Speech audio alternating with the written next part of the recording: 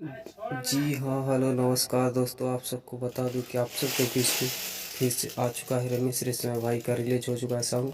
जाइए और जाकर सुनिए। आप सबके बीच में आ चुका है रमेश रेशमिया का सॉन्ग। आप सब सुनने के लिए तैयार रहें क्योंकि आज सुबह 6 बजे रिलीज हो चुका है रमेश रेशमिया का सॉन्ग। अगर इसी तरह के सॉन्ग सुनना पसंद करते हैं तो मेरे चैनल पर बने रहें। तब बता दूँ, वीडियो शुरू करने से पहले बता दूँ कि कौन से चैनल पर रमेश रेशमिया भाई का सॉन्ग रिलीज हो रहा है। तो बता दूँ, रमेश रेशमिया ऑफिशियल पर सॉन्ग रिलीज हो रहा है। आज सुबह ही 6:15 पर रिलीज हो चुका है और जाइए और जाकर सुनिए। सॉन्ग का टाइटल रखा गया है पासवान और दोनों सॉन्ग रिलीज कर गया है। एक सॉन्ग है दुसाध के डिमांडवा, बहुत ज़बरदस्त सॉन्ग है।